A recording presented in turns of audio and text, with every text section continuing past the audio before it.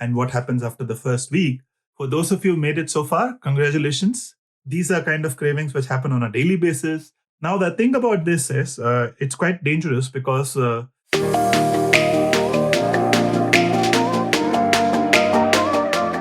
hello and welcome to another episode of Rising from the Ashes. This video is really about what happens once you've started to quit smoking and what happens after the first week. So if you're really new and are just starting to quit smoking, I would recommend that you go check out the channel and see some of my earlier videos where I've talked about what to expect on day 0, day 1, 2, 3, and the first week. The links are shared above, and please do click through and watch them if you're joining new. For those of you who made it so far, congratulations. This is a major achievement. You should already start to see some benefits from quitting smoking for 1 week. I think the most enjoyable or the most nice benefit is a lot of our nerve tips and nerve endings have started growing back. So, your favorite food should taste much better. You should be able to smell everything around you. And sometimes this can also be the bad things around you. We should also be able to smell the good things around you. So overall, your sensory intensity of your senses should increase. So this is the first, let's say, benefit of quitting smoking, which is tangible. So start enjoying it.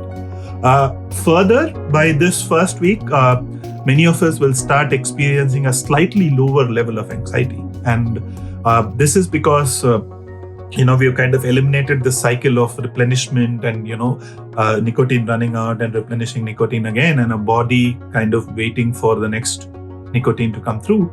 So you should be mentally much more calmer, physically much more calmer. You will find that if you had shakes or things like that before, those are not, those are not as apparent anymore.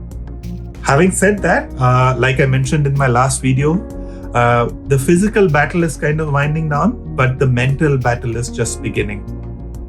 In my last video, I talked about the fact that our key goal would be to extinguish what are called as regular craving cues, which are cues which we have every day, which have some psychological meaning. For example, the smoke we have with our morning coffee, or the smoke we have at lunch or dinner, or any smoke we have maybe at the end of the workday. And I talked about that being one of the most important things to extinguish and, to kind of have like a associated, let's say, reward with it, to plan a reward for each of these cravings. I'm sure you would have started putting that into practice.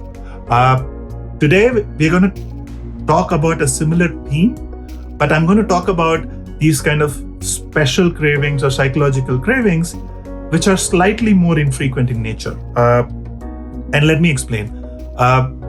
When I talked about the regular cravings, these are kind of cravings which happen on a daily basis. They are easy to predict. You exactly know when to expect them.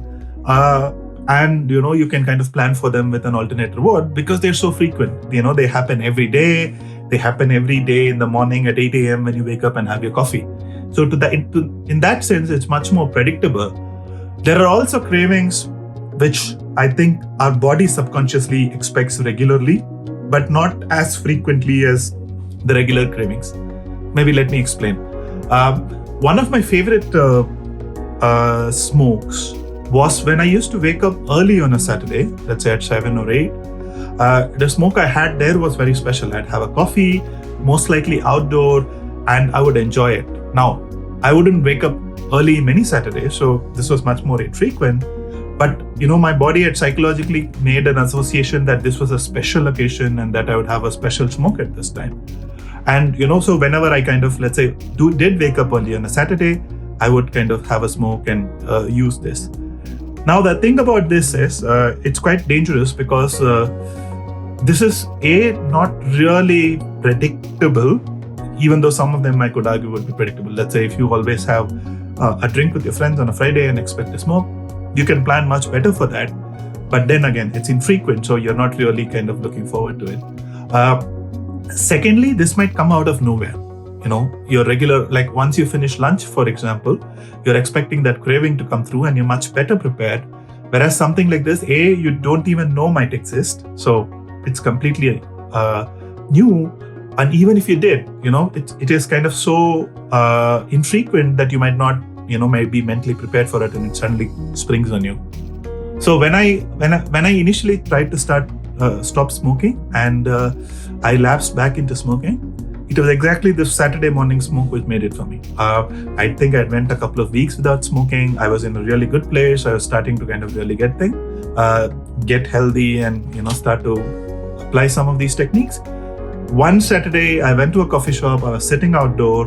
A lot of these kind of cues came together in one shot, and boom, I kind of ended up smoking again. And that happened in a matter of a week or 10 days that I became a full chain smoker.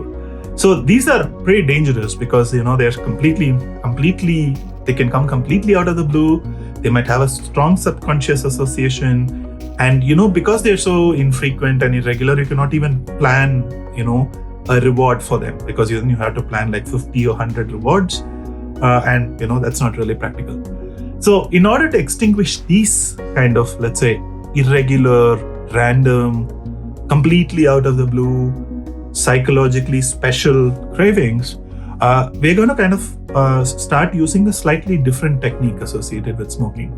And this really is what I call as the all or nothing nature of smoking, right? Like the fact that how much ever we want to believe otherwise, we can either be a chain smoker or we can not smoke. I think research says that more than 90% of the people cannot dip in and out of nicotine. And if you have been a chain smoker and you're trying to quit smoking, you probably know that it's impossible to kind of regulate when we want to smoke and how we smoke.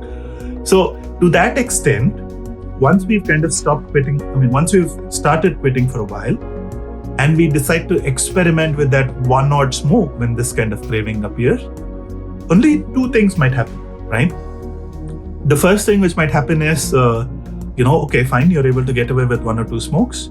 Suddenly you programmed your body that you can smoke 1 or 2 cigarettes a day. So you try to smoke 1 or 2 cigarettes the next day. It kind of ends up becoming 3 or 4. And slowly like this, you end up, smoking like 20, 25, 30, wherever you are in like a period of 2 to 3 weeks. Now you're back to where you started. Now you again have to make a decision on stopping smoking. You have to start over. You have to basically do day 1, day 2, day 3, day 4, peak 1, and come back to the point you were at, right? This might happen, or you might instantly get hooked, because look, there is still a lot of chemical receptors in your brain which is waiting for nicotine. So you might get instantly hooked. You might become instantly addicted, and you're a chain smoker in a matter of days. So whichever way you think about it, you are going to become a chain smoker if you kind of have one more smoke. Now, the whole point why you're in this channel and the whole point you started this journey was to eliminate smoking from your life, or not have it have such a big impact in your life. And I'm here telling you that it is impossible to have 1 or 2 smokes. It's completely impossible. If I know a lot of people want that, and it's impossible. So when you smoke, you are smoking, when you, let's say, choose to have that special Saturday morning smoke or have that one smoke with a beer on a Friday evening, you are in essence signing up for every other smoke you're going to have. That 30th smoke on a Tuesday afternoon where your eyes are burning and your throat is kind of really irritated, but you continue smoking because you're hooked. Or smoking desperately after coming out of an airport because you literally can't take it anymore. So smoking is a beast like that. It is all or nothing. And if you come here, it means that you've decided to go for nothing, right? So whenever these kind of let's say cravings come and your mind says, hey, let's have this one smoke because it has such special meaning, I want you to take a step back and think of whether you want to have all the other smokes associated with it. Because you cannot have this one smoke. You can have all the smokes, and you might perfectly choose that, but then you kind of go back to all the problems and all the things which you left smoking for, right? So I think I wanted to keep this reasonably short and reasonably simple. Think about this, that whenever you get a craving, whether you're accepting going back to smoking as a chain smoker. Accept that there is no, let's say, intermediate path where there's no way you're going to have just these special, let's say, one-off special occasion smokes, even though your mind will try to tell you that this is the only way to kind of, this is perfectly acceptable since you've stopped smoking and you're no longer an addict. We will always be nicotine addicts in the sense that, nicotine will always have a hold on our body if we put enough of it. The goal is to not put nicotine again and stop being a nicotine addict, right? So that is one more tool to add today to our arsenal. So far, we've talked about 3 or 4 concepts. We've talked about having a deep, special kind of, let's say, conscious or mindful breath when we have a craving.